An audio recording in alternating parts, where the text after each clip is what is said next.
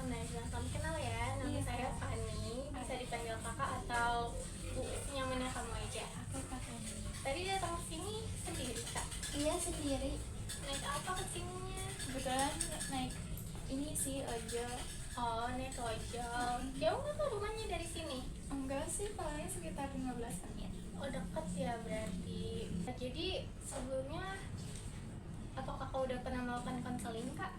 Aku sebelumnya udah pernah, cuman aku ngerasa kayaknya aku masih butuhin lagi sih, makanya aku datang ke sini. Oh, berarti konseling kali ini dengan permasalahan yang sama dengan konseling yang sebelumnya atau bagaimana? Iya, sama. Oh. Oke, saya jelasin sedikit ya Kak mengenai konseling. Jadi konseling itu proses bantuan yang diberikan oleh konselor, yaitu saya kepada kakak sebagai klien untuk membantu mengentaskan permasalahan yang sedang kakak alami. Jadi kakak bebas menceritakan semua permasalahan kakak tanpa perlu merasa khawatir kalau saya akan menyebarluaskan dari apa yang kakak sampaikan di sesi konseling ini. Terus juga saya harap kakak bisa terbuka sama saya ya untuk menceritakan secara keseluruhan tentang permasalahan yang kakak miliki saat ini. Untuk durasi konselingnya sekitar 45 menit ya kak. Kira-kira ada yang ingin ditanyakan dulu nggak kak sebelum kita masuk ke sesi selanjutnya? Sejauh ini belum ada sih, Kak. Berarti udah bisa dipahami. Oke. Jadi kalau boleh tahu ada permasalahan apa nih yang membawa kakak untuk datang kepada saya hari ini? Oke, jadi aku mau cerita. Sebelumnya tuh aku pernah ada trauma dari keluarga aku, termasuk salah satunya adalah ayahku sendiri. Karena dari aku kecil itu aku sudah mendapat tontonan yang mungkin bagi anak kecil tuh masih kurang baik gitu ya, kurang pantas. Jadi selama aku kecil, aku pernah melihat kebutuhan dari ayah aku. Terus habis itu ayah aku tuh sering melakukan kekerasan fisik juga, dari omongan kasarnya, nada tingginya, dan ternyata nggak cuman dialami sama ibu aku, dan itu dialami sama aku sendiri juga ya, dari aku sejak kecil. Dan itu ngebuat aku trauma sampai sekarang, karena selama aku dari kecil hingga sekarang pun itu masih dilakukan oleh ayahku, sampai dimana ayah ibu aku cerai gitu. Jadi sebelum ayah dan ibu aku cerai, aku masih mendapat perlakuan yang tidak enak dari ayahku sendiri gitu sih, Kak. Oke, berarti kira-kira permasalahannya itu tentang trauma yang kakak alami dari kecil sampai akhirnya masih terbawa sampai kakak di umur yang sekarang. Iya, betul. Kalau boleh tahu sekarang kakak umur berapa kak? 21 tahun, Kak. 21 tahun. Berarti udah sekitar 19 tahunan dong ya kak mendapat perlakuan yang mungkin agak kurang mengenakan dari orang tua. Betul, karena cerainya juga 2 tahun yang lalu. Terus sekarang kakak tinggal sama siapa kak? Aku tinggal sama ibu aku sih, karena emang aku menghindar banget dari ayah aku, karena ya itu traumanya itu. Sejauh ini kakak udah pernah atau punya teman cerita gak tentang trauma yang kakak alami saat ini? Sejauh ini pernah sih, kayak misalkan lagi mendapat perlakuan yang tidak baik gitu, aku langsung cerita, karena menurut aku dengan cerita itu kan bisa membantu rasa sedihnya aku. Cuman kadang makin kesini tuh aku nggak bisa apa ya namanya, mengontrol diri aku. Jadi walaupun cerita, rasanya impact kayak ini aku bisa menyakitkan diri aku sendiri gitu dengan trauma itu. Oh, berarti dari trauma itu kakak bisa menyakiti diri kakak sendiri? Iya, betul. Kalau boleh tahu apa nih yang kakak lakuin ketika traumanya itu muncul? Oke, jadi kalau sebelum cerai ya, kayak misalkan ayahku omongannya kasar, nada tinggi, dan sampai kelakuan fisik, itu tuh kadang Kalau mungkin karena masih kecil ya, jadi kayak ya udah kadang mengurung diri aja di kamar, bahkan sampai menyakitkan diri sendiri. Ini baru dalam fase kayak jidotin paha ke tembok atau kayak nyakitin leher sendiri dan lain-lainnya gitu. Enggak sampai mencoba untuk bunuh diri, cuman ya fase udah menyakitkan diri sendiri gitu. Tapi setelah cerai itu menyakitkannya ini dari orang tua sendiri juga, yaitu ibu aku. Jadi walaupun ibu aku yang ngomong-ngomongin aku, berkata kasar dan mungkin bisa sampai kekerasan fisik, jadi kayak ngerasanya di situ masih ada ayahku gitu. Jadi traumanya pun ya balik lagi, dan efeknya ini adalah menyakitkannya. Aku bisa sampai overdosis, yaitu kayak bisa minum obat yang memang berlebih gitu. Berarti cukup parah juga ya kak. Iya betul. Dampak dari traumanya. Iya, karena aku ngerasanya kayak ya udahlah, dunia nggak adil gitu. Dunia juga kayak nggak ada yang berpihak ke aku gitu. Jadi aku ngerasanya aku kayak udah nggak pantas di dunia ini. Enggak, kamu masih panas ya untuk hidup di sini kak. Iya, thank you kak. Terus kalau dalam jangka waktu terakhir ini kira-kira apa traumanya masih sering muncul atau gimana kak?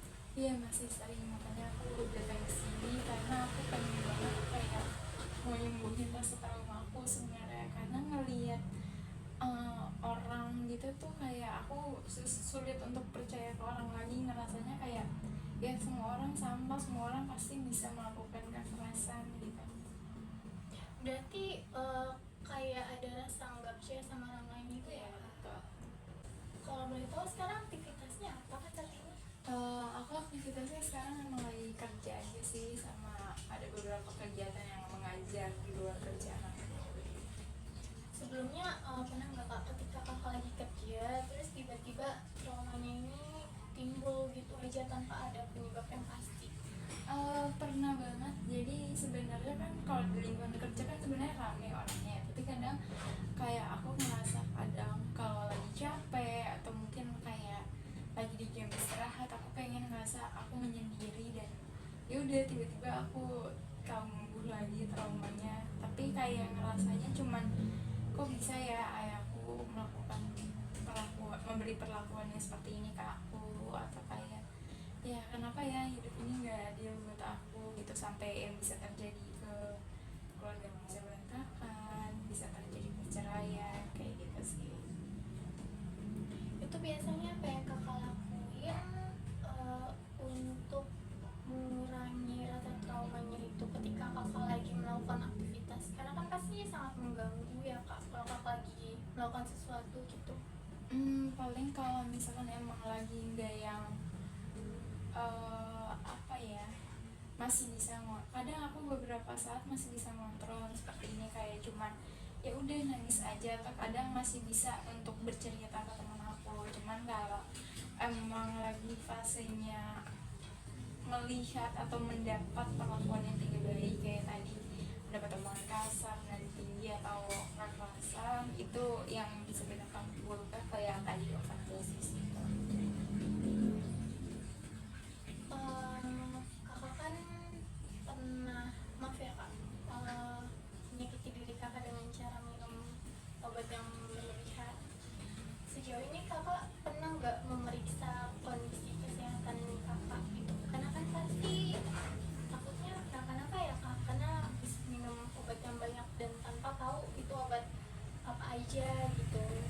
Oke, tadi kalau misalkan masalah tahu obatnya, sebenarnya tahu, cuman ya udah random aja gitu. Terus kalau untuk memeriksa, paling kalau emang dirasa udah sakit dan emang akhir-akhir ini setelah aku minum overdosis obat itu, aku ngerasa kayak aku udah 2 atau 3 kali gitu ke IGD untuk tiba-tiba lambung aku sakit. Dan emang sebelumnya tuh aku nggak pernah yang namanya sakit lambung. Jadi setelah aku overdosis itu aku ngerasa emang mungkin lambung aku jadi bermasalah gitu. Dan ya udah, paling aku cuma memeriksa yang kayak gitu aja kalau lagi kangen aja. Berarti pernah ada diagnosis gitu nggak kak kayak ada GERD, dan GERD ini kan juga sebenarnya karena pengaruh dari pikiran ya. Jadi kira-kira dari sini mungkin kakak bisa untuk lebih mengontrol pikiran kakak sendiri. Kakak harus kakak harus menyayangi diri kakak. Kakak harus sadar nih kalau ternyata diri kakak itu berharga, walaupun kakak pernah mengalami pengalaman yang tidak mengenakan dalam hidup kakak. Tadi kan sebelumnya kakak pernah bilang ya kalau kakak sudah pernah melakukan konseling dengan permasalahan yang sama. Kira-kira dari konseling yang sebelumnya, dari kakak nih apa sudah membawa perubahan yang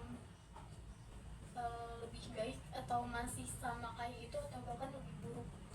Oke, kalau tadi kan emang iya aku udah pernah konseling ya, dan kadang konselingnya ini tuh pas aku udah ngerasa kayak after aku overdosis obat, jadi aku ngerasa kayak ya udah mungkin traumanya memang masih ada, cuman aku butuh lebih penenangan lagi gitu. Dan emang setelah itu aku bisa ngerasa diri aku lebih tenang lagi, cuman setelah aku mendapat perlakuan lagi yang tidak baik lagi, rasanya traumanya kambuh lagi gitu. Jadi ya itu bisa berdampak negatif lagi dan masih berulang gitu untuk melakukan overdosis obat sampai sekarang. Berarti hal itu terjadi karena ada trigger tersendiri juga dari lingkungan kakak. Iya, walaupun udah terpisah dari ayah gitu. Iya betul, jadi kayak ngerasanya aku ngerasa kalau kan aku udah gak tinggal ya sama ayah gitu, tapi kok aku masih ngerasa kalau dunia itu tuh gak adil gitu, sampai kayak apapun hal itu penyebab masalahnya aku kayak selalu disalahkan aku merasanya, atau kayak kok merasa gak ada yang peduli sama aku. Karena ada beberapa fase kayak ibu aku minta untuk ya udah kalau ada apa-apa diceritakan, tapi setelah aku menceritakan itu kayak nggak membawakan solusi, malah kayak terjadi perbedaan dibanding-bandingkan, atau ngerasa kayak malah disalahkan. Dan jadinya aku ngerasa trauma juga untuk menceritakan sesuatu tentang aku, jadi apapun itu pendam. Itu sih juga yang mungkin bisa berdampak negatif juga ke pikiran aku sendiri, karena yang kayak tadi singgung soal aku misalkan lagi jam istirahat kerja, terus aku ngerasa kayak apa-apa aku pendem sendiri deh, dan mungkin itu sih yang merasa aku bisa berbuat negatif ke diri aku sendiri gitu. Jadi selain yang tadi masalah kekerasan, aku juga merasa kalau aku nggak bisa cerita ke siapa-siapa kalau selain ke teman aku gitu. Karena kalau misal kakak cerita, kakak merasakan disalahkan atau malah jadi kakak yang kena gitu, bukan membawa solusi. Iya betul, padahal karena di suatu saat ngomong untuk kayak ya udah apapun itu diceritakan, tapi kenapa kayak tidak membawakan hasil kayak gitu. Pasti berat ya kak rasanya. Iya betul, apalagi aku anak pertama sih, jadi mungkin tanggungannya juga lebih besar. Kakak kan anak pertama, betul. Adik kakak juga berapa? Ada 2. Umur berapa aja aku boleh tahu? Yang satu itu umur 11 tahun, yang satu lagi umur 9. Jaraknya main jauh dong ya? Iya, sama beda kakak. 10 tahun. Dan itu mungkin yang aku ngerasa juga tadi, balik lagi ke aku selama masa kecil aku sendirian gitu, aku melihat perlakuan yang tidak mengenakan dari kedua orang tua aku, jadi aku juga nggak bisa cerita ke siapa-siapa atau mungkin bermain ke adik aku karena ya aku belum punya adik gitu. Jadi aku masih emang sudah merasa sendiri dari aku sejak kecil. Oke, sekarang kita mulai mengetaskan permasalahan kakak satu persatu ya. Dimulai dari masalah dalam diri kakak. Jadi kakak itu harus lebih bisa mengontrol tindakan kakak ketika misal traumanya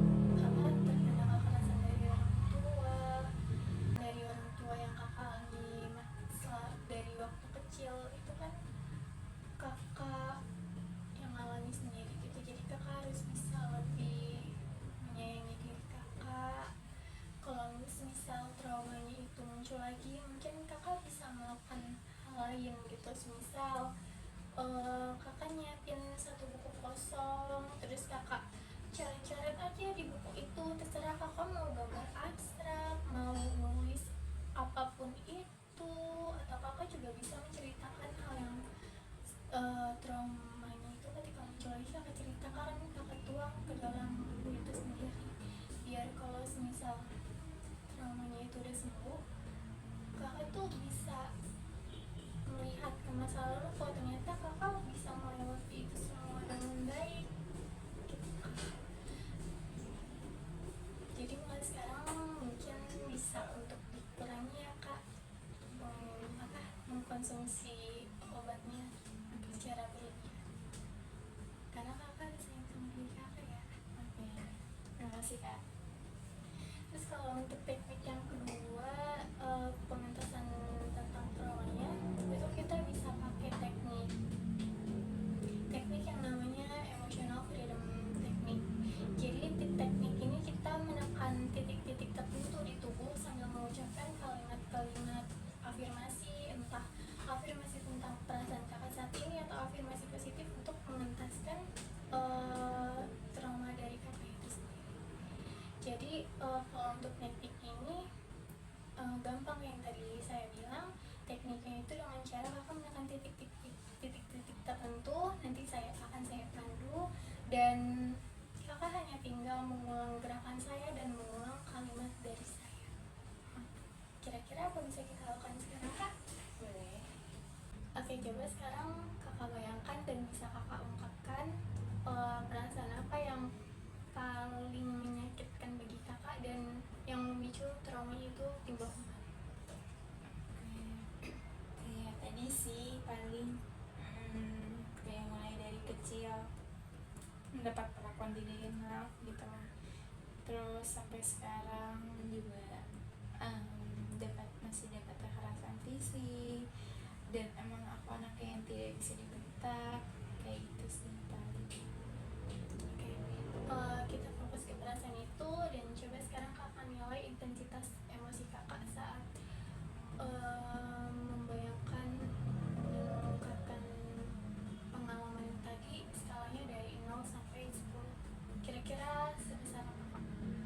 Oke, kalau skalanya berarti kalau yang 10 tuh apa kak maksudnya? Kalau 10 itu berarti yang sangat mengganggu bagi kakak, kalau 0 itu berarti tidak mengganggu. Emosinya ya? Iya, mengganggu kehidupan kakak sehari-hari atau tidak? Mungkin bisa bilang 8 sih. 8. Karena sebenarnya kalau dari segi emosi itu emosi ke diri aku gitu, kayak misalkan jadi pekerjaan aku terganggu, gak fokus ngerjainnya, ada aja kesalahan gitu. Itu yang paling sering terjadi sih. Jadi misalkan kadang traumanya itu muncul pas emang lagi saat aku bekerja, jadi aku nggak bisa menyelesaikan pekerjaan aku dengan baik gitu. Tapi kadang kalau misalkan emosi ke orang lain itu aku nggak pernah, makanya kenapa aku emosinya cuma bisa ke diri aku sendiri gitu, kayak contohnya nyakitin diri aku sendiri gitu sih. Berarti sekarang kita coba mulai tekniknya ya kak, dengan cara menemukan titik-titik tertentu. Jadi di titik yang pertama ini ada di sini kak, di telapak tangan, di pinggir sebelah kiri. Ini kakak ketuk-ketuk sambil kakak ulangi kata-kata dari saya. Saya merasa sangat sakit dan sangat tidak berharga. Saya merasa sangat sakit dan tidak berharga Karena kekerasan yang saya alami selama kecil, tapi saya akan menerima diri saya dan cintai diri saya sepenuhnya.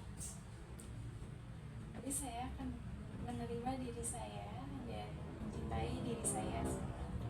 Oke, kita ulangi lagi ya kak. Saya merasa sangat sakit dan tidak berharga. Saya merasa sangat sakit dan tidak berharga Karena kekerasan yang saya alami sedari kecil, tetapi saya menerima diri saya dan mencintai diri saya sepenuhnya. Tapi saya menerima diri saya dan mencintai diri saya sepenuhnya. Oke, kita lanjut ke titik yang kedua,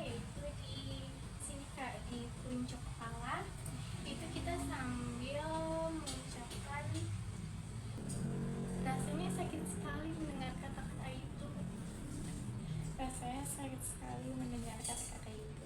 Oke, boleh diungkapkan kembali Kak? Rasanya sakit sekali mendengar kata-kata itu. Sekali lagi. Rasanya sakit sekali mendengar kata-kata itu. Oke, kita lanjut ke bagian sini Kak. Di dalam alis. Sini kita sambil mengucapkan saya merasa tidak berharga. Saya merasa tidak berharga. Saya merasa tidak berharga. Saya merasa tidak berharga. Saya merasa tidak berharga. Saya merasa tidak berharga. Berikutnya di sini Kak, di samping mata, di ujung mata. Di situ kita mengucapkan kata-kata itu terngiang di kepala saya. Kata-kata itu terngiang di kepala saya. Kata-kata itu terngiang di kepala saya. Kata-kata itu terngiang di kepala saya. Sekali lagi Kak. Kata-kata itu terngiang di kepala saya. Oke, di titik selanjutnya ada di bawah hidung. Di sini Kak, saya merasa tidak cukup baik. Saya merasa tidak cukup baik. Saya merasa tidak cukup baik. Saya merasa tidak cukup baik. Selanjutnya di dagu. Di sini kita sambil mengucapkan saya ingin melepaskan rasa sakit ini. Saya ingin melepaskan rasa sakit ini. Saya ingin melepaskan rasa sakit ini. Saya ingin melepaskan rasa sakit ini. Yang terakhir ada di sini Kak, di bagian tulang selangkah. Sambil mengucapkan saya ingin merasa damai. Saya ingin merasa damai. Saya ingin merasa damai. Saya ingin merasa damai. Oke, sekarang kita lanjut menekan titik-titik yang tadi sambil mengucapkan kalimat afirmasi positif. Jadi titik yang pertama kita menekan yang bagian kepala sambil mengucapkan saya ingin lebih tenang. Saya ingin lebih tenang. Saya ingin lebih tenang. Saya ingin lebih tenang. Saya ingin lebih tenang. Saya ingin lebih tenang. Selanjutnya di bagian alis dalam sini Kak. Di sini kita mengucapkan saya sadar bahwa saya lebih kuat dari yang saya kira. Saya sadar bahwa saya lebih kuat dari yang saya kira. Saya sadar bahwa saya lebih kuat dari yang saya kira. Saya sadar bahwa saya lebih kuat dari yang saya kira. Selanjutnya di titik di samping mata sini Kak. Di sini kita mengucapkan saya tidak akan membiarkan kata-kata itu mengontrol hidup saya lagi. Kata-kata itu mengontrol hidup saya lagi. Bisa diulang kembali Kak, saya tidak akan membiarkan Saya tidak akan membiarkan kata-kata itu mengontrol hidup saya lagi. kata-kata itu mengontrol hidup saya lagi. Oke, selanjutnya di bawah mata singkat.